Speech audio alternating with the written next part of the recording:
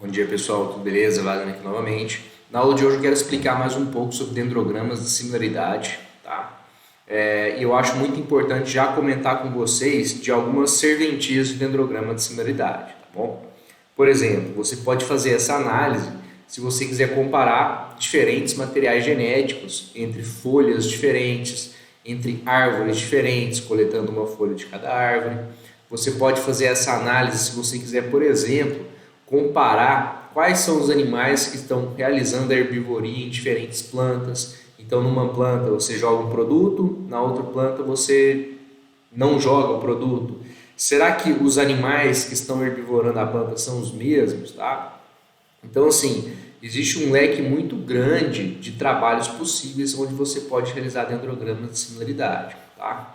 Nas mais diferentes áreas do conhecimento. Se a sua área envolve pesquisa laboratorial ou pesquisa de campo, muito provavelmente tem alguma coisa que dá para você analisar com dendrogramas de similaridade. Nesse exemplo aqui, eu vou padronizar e eu vou simplesmente chamar de amostras, tá? Então, se você trabalha com material genético da pessoa A, da pessoa B, da pessoa C, ou um GNA, GNB, GNC, ou material genético da planta A, planta B, planta C. Porque assim você vai já se habituando aí a tentar pensar em dendrograma de similaridade na sua área de atuação, tá? Ah, Wagner, eu sou agrônomo, eu trabalho com plantas de herbivoria. Ok, você vai catalogar a herbivoria na planta A, na planta B, na planta C, tá? Saber quem são os herbívoros que estão atacando a planta. Aí num você jogou um produto, no outro você jogou outro produto, no terceiro você deixou aí de controle, não jogou nada, tá? Então assim,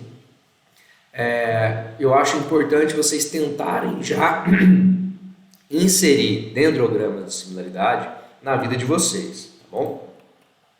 Aqui eu vou fazer uma barrinha, tá? Essa barrinha vai de 0 lá em cima até 1 até aqui embaixo. Então quem tiver mais embaixo vai ter a maior similaridade. E eu vou fazer uma barrinha no eixo X aqui, que não precisaria, tá? Vocês vão ver que muitos softwares não colocam essa barrinha de baixo. Mas eu acho interessante para a gente nivelar todo mundo aqui por baixo, tá? E eu vou passar algumas informações.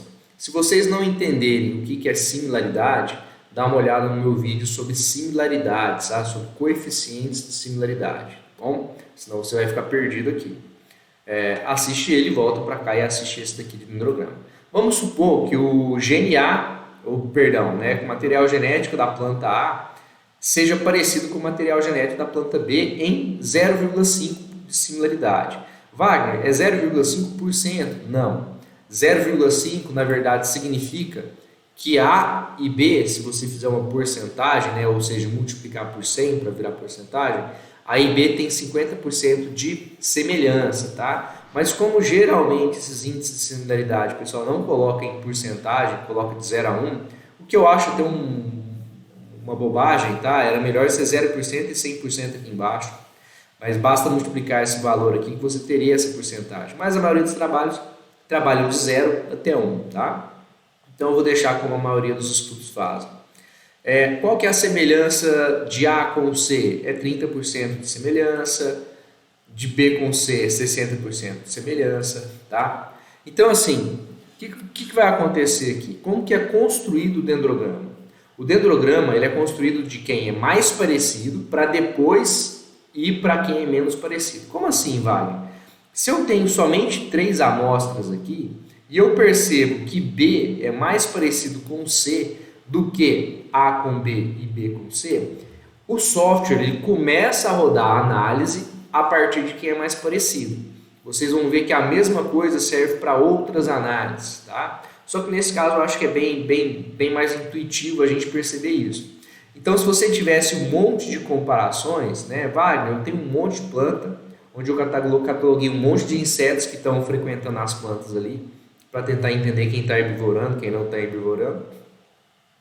E eu posso rodar a análise com todo mundo ao mesmo tempo? Pode. Nesse exemplo eu estou usando só 3 para simplificar, tá bom?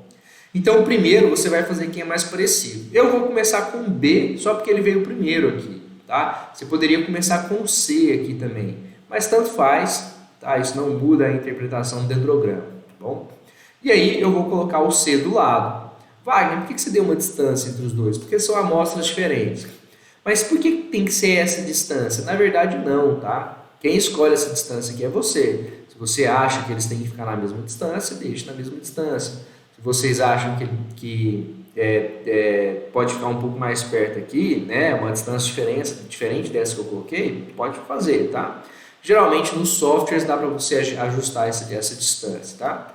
E aí o que eu vou fazer? Eu vou unir os dois por uma barrinha aqui em cima. O que eu fiz? Antes eu tinha a amostra B, a amostra C, agora eu conectei essas duas amostras. Espera aí, Wagner, por que você conectou aqui no 0.6, né? Porque a similaridade aqui foi de 0.6, então eu conecto ali, tá bom? E aí eu vou colocar B e C aqui embaixo, só para você se situar, tá? Geralmente nos softwares eles também colocam aqui embaixo, né? Geralmente o escrito que você colocou ali, tá? Bom, agora que eu já fiz B com C, falta eu encaixar A em algum lugar, tá? Porque no dendrograma eu já coloquei duas das minhas 3 amostras. Claro, se você tivesse mais amostras, você teria que colocar todas, mas aqui eu vou parar na terceira, que é a A, tá? Mas vamos fazer um raciocínio aqui. Se A tem 0,5 de similaridade com B e A tem 0,3 de similaridade com C, como que eu vou inserir A aqui, ó? Tá? Como que eu vou inserir o A? Uma maneira bem intuitiva é você fazer o quê? Soma A com B, soma A com C, tá? Então 0,5 mais 0,3, você soma as similaridades e divide por 2, tá? Se você parar para pensar, é bem intuitivo isso. Opa, peraí. Se eu já fiz B com C, então não preciso preocupar com B com C, mas eu preciso encaixar o A, o que vai acontecer? Bom, o A deve ser encaixado no dendrograma num ponto médio, né, de ligação dele de B e do ponto de ligação dele com C. Tá? Por que a gente faz isso? Justamente para encaixar o A em algum lugar. Você tem que encaixar o A em algum valor de similaridade aqui em cima. Tá? Isso você tem que fazer o cálculo. Nesse caso, o cálculo era simples. Tá?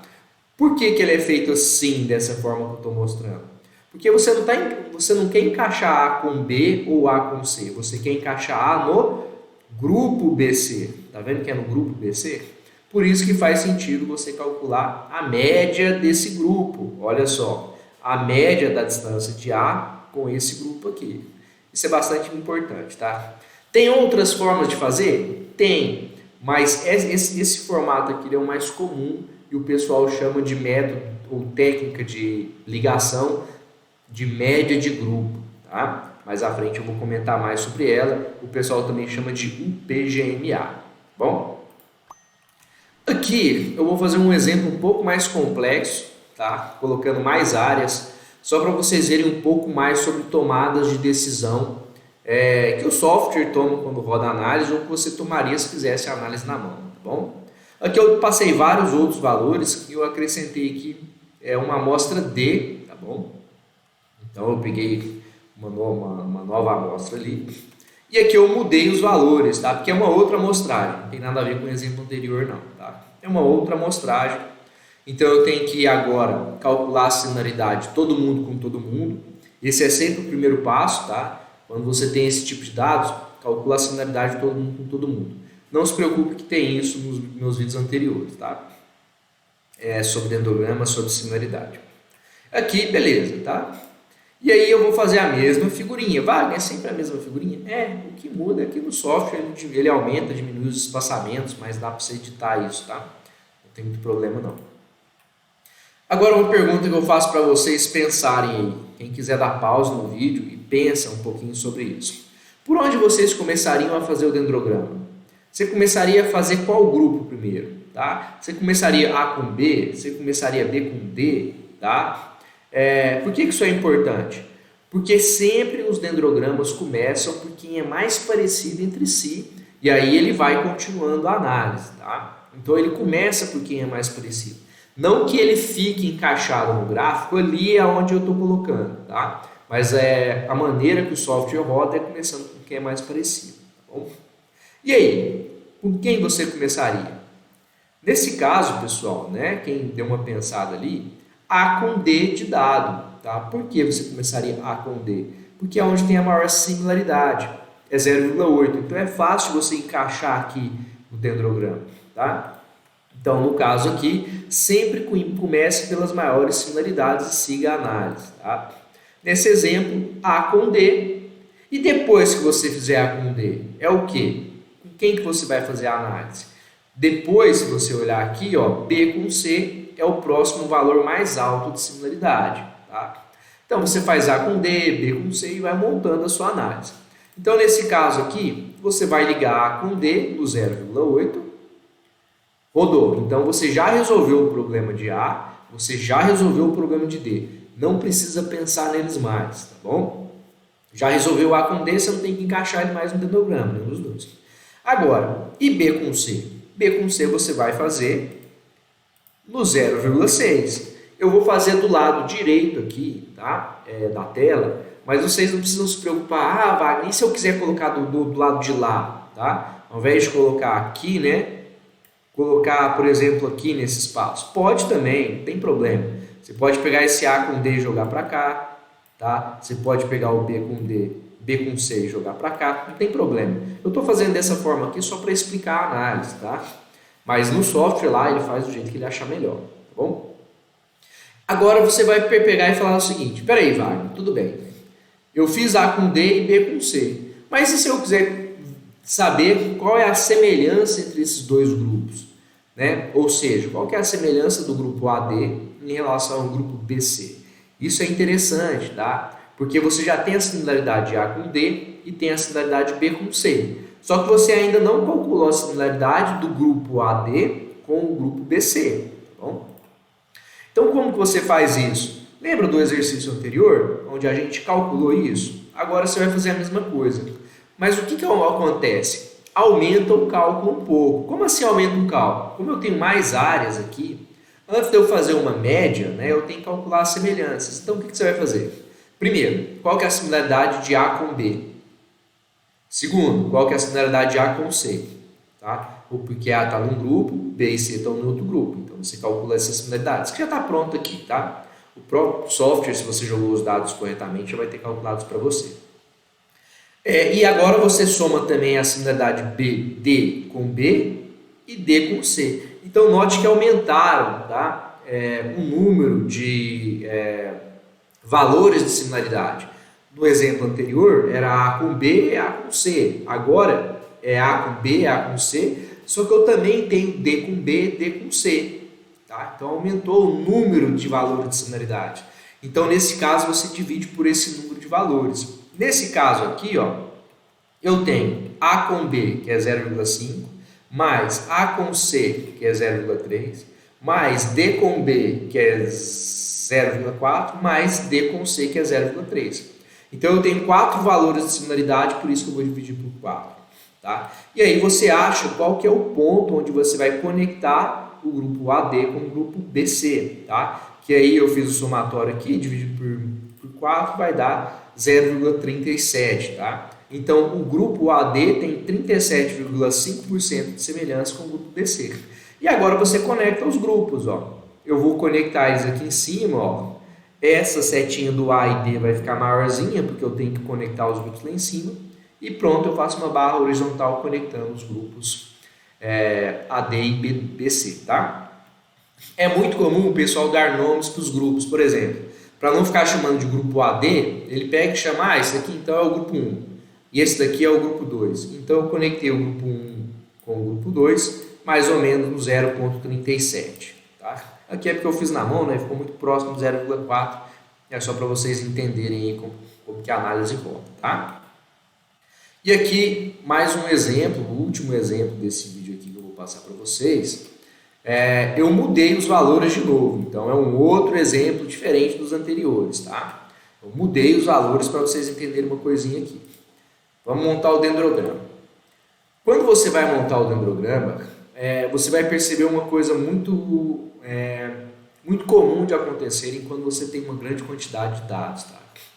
Nesse caso aqui, você vai começar o dendrograma por quem? Porque é mais parecido. A com D tem 0,8 de similaridade. Tá? Só que o que acontece? Quando você calcular A com D, você vai perceber que o próximo valor mais parecido vai ser B com A. Wagner, peraí, mas não é B com C? Não sempre, tá? Esse é um detalhe da análise que às vezes o pessoal se confunde bastante. Lembra que a análise é sempre por quem é mais parecido e aí você vai seguindo? Vamos tentar entender aqui. Todo mundo concorda que eu vou começar A com D de dado? Porque a similaridade é 0,8, tá? Então a gente começa A com D. Só que agora o que vai acontecer? Depois de eu fazer A com D, você tem que olhar qual que é a próxima maior similaridade. Então A com D foi 0,8. Qual que é o próximo valor maior de similaridade? No exemplo anterior era B com C. Nesse exemplo é A com B. Tá vendo que eu coloquei 0,7 aqui de propósito? Vai, Wagner, peraí. Mas então B vai ficar com qual grupo? Porque agora ele é mais parecido com A do que com que já tem grupo. Ou seja, B é mais parecido com A que já tem um grupo formado do que com qualquer outro dado que você tem ali. Então, o que eu faço? Gente, você vai inserir B junto do grupo AD, porque A já tem um grupinho com D, tá? Wagner, mas como que eu faço isso? Não tem nada demais, tá? Se eu quero encaixar B, que é mais parecido com o grupo AD, então AD de dado, então eu pego a distância de B com A, a distância de B com D. Então seria 0,7 mais 0,6 dividido por 2. Por que por 2? Porque eu peguei dois valores de similaridade. Eu estou comparando B com A e B com D. E eu conecto, no caso vai dar 0,65, eu conecto no 0,65. Então é possível que você tenha não simplesmente grupos de 2 em 2 sendo formados, mas de vez em quando você tem um grupo e como se fosse uma extensão desse grupo aqui, tá? Peraí, Wagner, mas e agora? Sobrou C. Agora eu preciso encaixar a área C nesse gráfico aqui. Para você encaixar a área C nesse gráfico, o que você tem que fazer? A única coisa que sobrou foi comparar C com o grupo ADB. Agora você pode chamar isso aqui só de um grupo, se você quiser. Depende, tá? Do que você considera um grupo. Ah, eu considero o grupo só quem tem similaridade maior do que 70%. Então, esse pessoal aqui é um grupo, isso aqui não faz parte desse grupo aqui. Ah, eu considero aqui que é do mesmo grupo quem tem mais do que 50% de similaridade. Opa, então está todo mundo aqui embaixo, então todos são do mesmo grupo. Essa decisão depende muito da área que vocês atuam, tá? Na minha área de atuação, para os índices que eu calculo, geralmente quem é maior do que 50%, para mim já é muito parecido entre si, tá? Mas no caso de vocês, quem trabalha com material genético, por exemplo, né? Às vezes é muito parecido quem é 99,5% semelhante e quem é 99,6% não é tão parecido, 99,4% não é tão parecido entre si. Então depende da área de atuação de vocês, tá? Bom, enfim, como que eu conecto o C aqui? Bom, o que faltou? Eu quero conectar C no resto da galera aqui. Falta eu calcular então a distância de C para A, C para D, C para D e dividir por 3, tá? Porque aí você encaixa a última área. Se você fizer esse cálculo aqui, né, ou seja, colocando C conectado no grupo ABD, agora eu chamei de ABD esse grupão aqui, tá? Então é 0,3 que é A com C, 0,5 que é B com C, 0,3 que é C com D, 3 valores de similaridade, você divide por 3 depois de somar eles, mais ou menos no 0,36, né? Então é onde você conecta C. Mas onde que eu conecto C? Isso é interessante, tá? Sempre aqui, ó, em cima, tá? Na última conexão. Então o último valor que eu tinha conectado era B com o grupo AD. Então aonde eu conecto C? Eu conecto no meio desse grupo, tá? E aí eu faço ele aqui.